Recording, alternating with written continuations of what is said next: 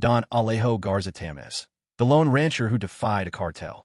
In November 2010, a 77-year-old rancher in Tamaulipas, Mexico, became a symbol of courage in the face of terror. For decades, Don Alejo had lived a quiet life, tending his land and building his ranch from the ground up. But as cartel violence swept across northern Mexico, one day, members of the Los Zetas cartel delivered a chilling ultimatum: abandon your ranch within 24 hours or face the consequences.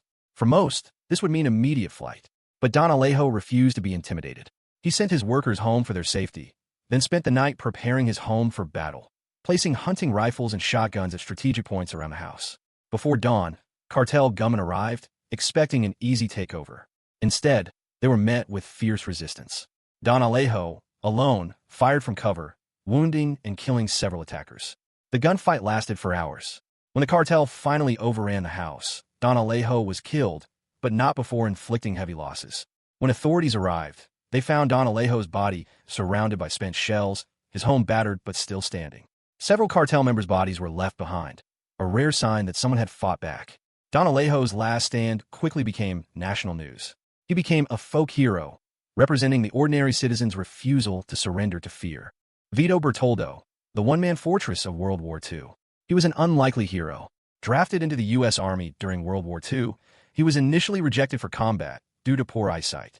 But Bertoldo insisted on serving and was eventually assigned as a machine gunner with the 42nd Infantry Division, known as the Rainbow Division. In January 1945, as the Allies pushed into France, Bertoldo's unit was stationed in the small town of Hatton, near the German border. Suddenly, the Germans launched Operation Nordwind, a massive counteroffensive. Bertoldo's company was ordered to hold the line at all costs, protecting the battalion command post and the town's civilians. As German tanks and infantry attacked, Bertoldo volunteered to stay behind and defend the command post alone so others could retreat and regroup.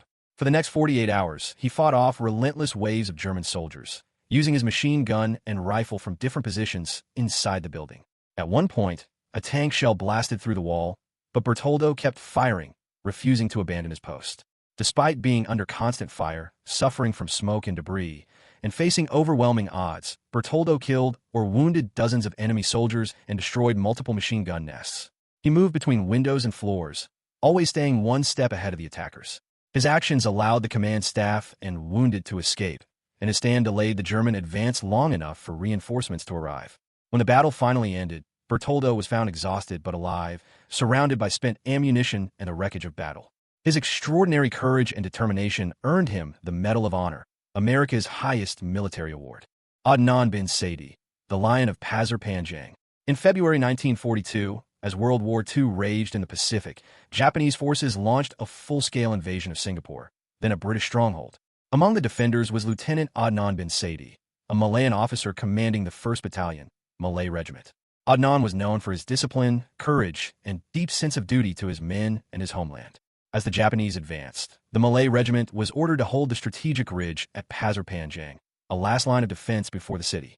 Adnan and his men, outnumbered and outgunned, dug in and prepared for the onslaught. Over 2 days, from February 13th to 14th, the Japanese attacked relentlessly with tanks, artillery, and waves of infantry. Adnan's leadership was crucial. He inspired his men to fight on, even as ammunition ran low and casualties mounted.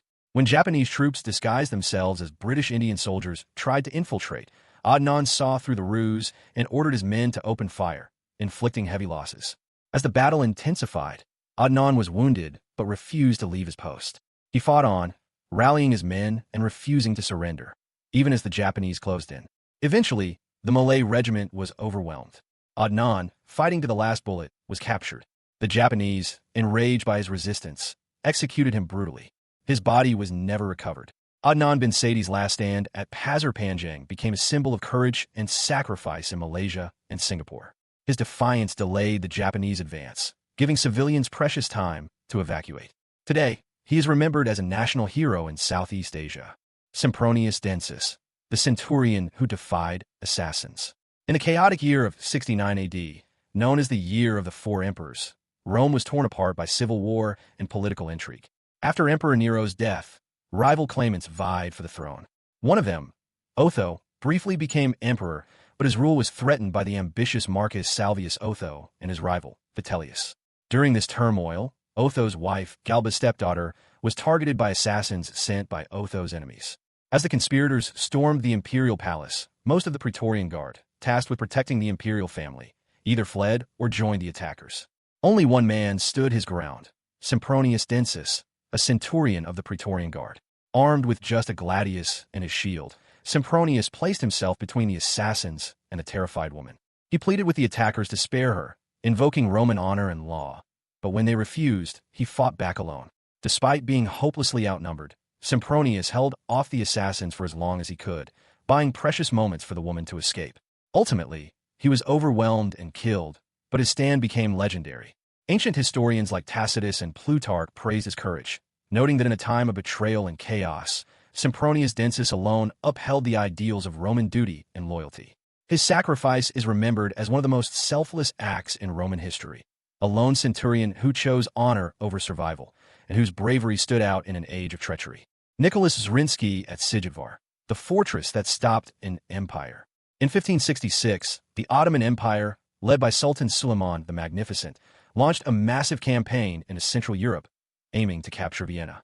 Standing in their way was the fortress of Sightvar, defended by a small garrison of about 2,300 men under the command of Croatian-Hungarian nobleman Nicholas Zrinski. Zrinski was a seasoned warrior and a symbol of resistance against Ottoman expansion. He knew the odds were hopeless.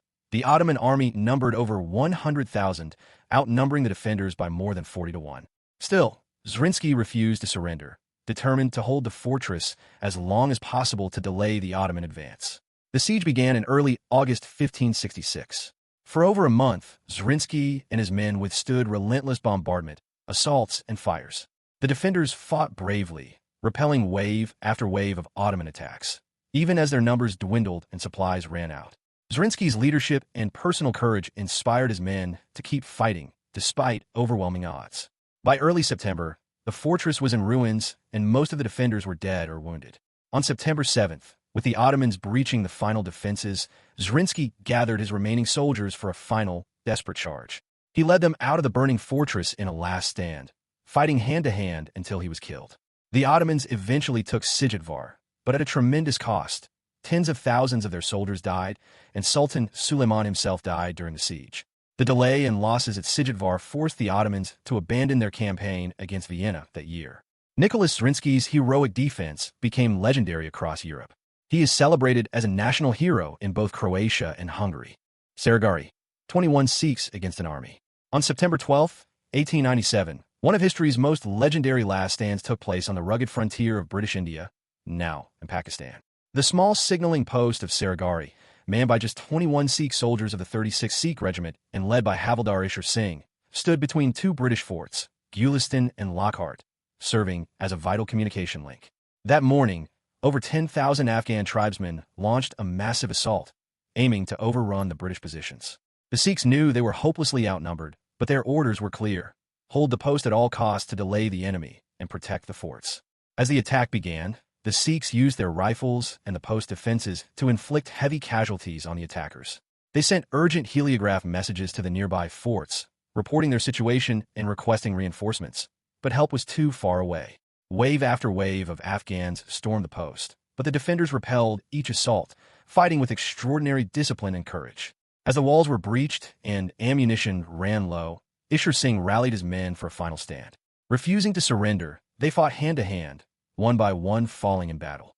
All 21 were killed, but not before killing hundreds of attackers and delaying the enemy long enough for the forts to prepare their defenses.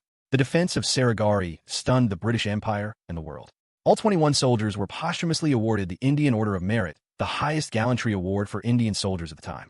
Their sacrifice is commemorated every year as Saragarhi Day, and their story is taught in military academies as an example of absolute bravery, duty, and honor. Today, the last stand at Saragarhi is a source of immense pride for Sikhs and Indians worldwide. Roy Benavidez, the indestructible Green Beret. In May 1968, during the Vietnam War, Master Sergeant Roy Benavidez, a Green Beret with the U.S. Army Special Forces, became a living legend. Born to a poor Mexican-American family in Texas, Benavidez had already overcome immense adversity, including a near-career-ending injury, before returning to combat. On May 2nd, Benavidez heard a distress call, A 12-man special forces team was surrounded by hundreds of North Vietnamese soldiers deep in the jungle. Without hesitation, he grabbed a medical bag, jumped onto a rescue helicopter, and volunteered for a mission that seemed like suicide. As soon as he landed, Benavidez was shot in the leg, but he pressed on, running through intense enemy fire to reach the trapped men. Over the next 6 hours, he dragged wounded soldiers to safety, distributed ammunition, called in airstrikes, and fought hand-to-hand, even after being shot, stabbed with a bayonet, and hit by grenade shrapnel. At one point, he was so badly wounded that medics thought he was dead and began zipping him into a body bag, until he spit in their faces to prove he was alive. Benavidez's actions saved at least 8 men and allowed the team to be extracted. He suffered 37 separate wounds but survived against all odds. For his extraordinary heroism, he was awarded the Medal of Honor. Seigo Takamori at Shirayama, the last samurai's stand. In 1877, Japan was undergoing rapid modernization, leaving behind centuries of samurai tradition. Seigo Takamori, once a key figure in the Meiji Restoration, became disillusioned with the new government's westernization and the loss of samurai privileges. He led the Satsuma Rebellion, rallying thousands of former samurai in a final stand for their way of life. By September, Seigo and his remaining 300 to 400 followers were cornered at Shirayama, a hill overlooking Kagoshima. Facing them were 30,000 Imperial Japanese Army troops, equipped with modern rifles, artillery, and even warships. The samurai, armed mostly with swords and a few outdated firearms, dug in for a hopeless defense. On the night of September 23, 1877, the Imperial Army began a relentless bombardment, followed by a full-scale assault at dawn. Seigo's men fought fiercely, using traditional tactics against overwhelming firepower. As casualties mounted and ammunition ran out, the samurai charged in a final, desperate attack. Seigo, gravely wounded, is believed to have committed seppuku, ritual suicide, rather than be captured. The Battle of Shirayama ended the Satsuma Rebellion and marked the symbolic end of the samurai era in Japan. Seigo Takamori became a national legend, celebrated as the last true samurai who chose honor and loyalty over surrender. Benkei at the Gojo Bridge, the warrior monk's final stand. Benkei, a legendary Japanese warrior monk from the late 12th century, is celebrated for his unmatched strength, loyalty, and fearlessness. Originally a formidable opponent who defeated hundreds of samurai on Kyoto's Gojo Bridge, Benkei eventually pledged his loyalty to Minamoto no Yoshitsune, a famed general and tragic hero of the Genpei War. After years of service and countless battles, Benkei and Yoshitsune found themselves besieged in 1189 at Koramagawa no Tachi, a castle in northern Japan. The new shogun, Minamoto no Yoritomo, Yoshitsune's own brother, had turned against them, sending a massive army to eliminate the last threat to his rule. As the enemy closed in, Benkei took his position on the bridge leading to the castle gate, determined to protect his lord to the very end. Armed with his naginata, Benkei single-handedly held off the attackers, allowing Yoshitsune to perform ritual suicide inside the castle. According to legend, Benkei was struck by dozens of arrows and spears, but remained standing, so fierce and intimidating that no one dared approach. Only when the soldiers finally advanced did they realize Benkei had died on his feet, still upright, still guarding the bridge.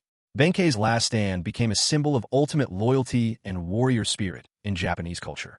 His story is retold in countless plays, books, and films, inspiring generations with the image of a man who chose to die on his feet rather than surrender or abandon his master. The Viking at Stamford Bridge, the berserker who stopped an army. In September 1066, England faced invasion from the north. King Harald Hardrada of Norway, joined by Tosta Godwin's son, landed a massive Viking force and won a victory at Fulford. Days later, they camped near Stamford Bridge, unaware that King Harald Godwinson's English army was marching north at lightning speed. On September 25th, the English launched a surprise attack.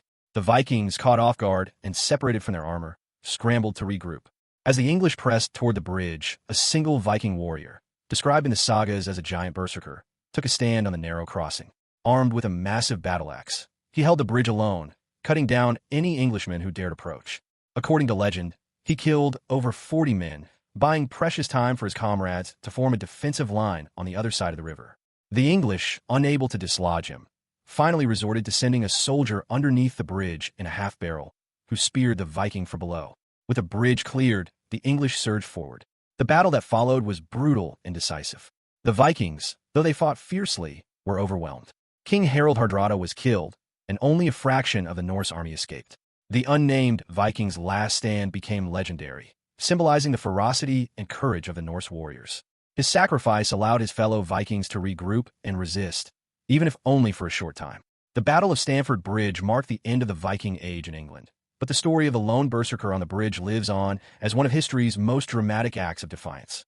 Horatius at the bridge, the stand that saved Rome. In the early days of the Roman Republic, around the 6th century BC, Rome faced a dire threat. The exiled king, Tarquinius Superbus, had rallied the powerful Etruscan army under Lars Porsena to retake the city. The Etruscans advanced rapidly, forcing the Romans to retreat across the Tiber River toward the city's last line of defense, the wooden Sublician Bridge. As panic spread, one Roman officer, Publius Horatius Cockles, known simply as Horatius, stepped forward. With only two companions, Spurius Lartius and Titus Herminius, Horatius volunteered to hold the narrow bridge against the entire Etruscan force, buying time for his fellow Romans to destroy the bridge behind them and prevent the enemy from crossing. The three men stood firm as wave after wave of Etruscan soldiers attacked. Using the bridge's narrowness to their advantage, they held off the invaders with sword and shield, refusing to yield an inch. As the bridge neared collapse, Horatius ordered his companions to retreat. Alone, he continued to fight, facing the enemy single-handedly until the bridge finally fell into the river. With the crossing destroyed, Horatius, wounded and weighed down by armor, leapt into the Tiber and swam to safety under a hail of enemy missiles. His stand saved Rome from immediate capture and became a symbol of Roman courage, sacrifice, and patriotism. The story of Horatius at the bridge has echoed through history, inspiring poets, soldiers, and leaders for centuries. It's a timeless reminder that even a handful of determined defenders can change the fate of a nation, and that true heroism is standing firm when all seems lost. Leonidas and the 300 Spartans, the ultimate last stand. In 480 BC, the Persian Empire under King Xerxes invaded Greece with one of the largest armies the world had ever seen. To stop them, King Leonidas of Sparta led a small Greek force, just 300 Spartans and a few thousand allies, to the narrow pass of Thermopylae, the Hot Gates, a natural choke point ideal for defense. Leonidas knew the odds were hopeless, but his goal was to delay the Persians and give the Greek city-states time to unite. For 3 days, the Greeks held off wave after wave of Persian attacks, using the narrow pass to neutralize the enemy's numbers. The Spartans' discipline, armor, and fighting skill proved nearly unbeatable, and their courage inspired all of Greece. Eventually, a local trader named Ephialtes revealed a secret mountain path to the Persians, allowing them to outflank the defenders. Realizing they were surrounded, Leonidas dismissed most of the Greek troops, choosing to stay with his 300 Spartans, 700 Thespians, and a handful of others. They fought to the last man, refusing to surrender even as they were overwhelmed. Leonidas and his men were killed, but their sacrifice became legendary. The delay at Thermopylae allowed the Greeks to regroup and ultimately defeat the Persians at the battles of Salamis and Plataea. The story of the 300 Spartans became a symbol of courage, duty, and resistance against impossible odds, echoed in art, literature, and film for centuries. Today, Thermopylae stands as the ultimate example of a last stand, a small band of warriors who chose honor and freedom over survival, changing the course of history through their bravery.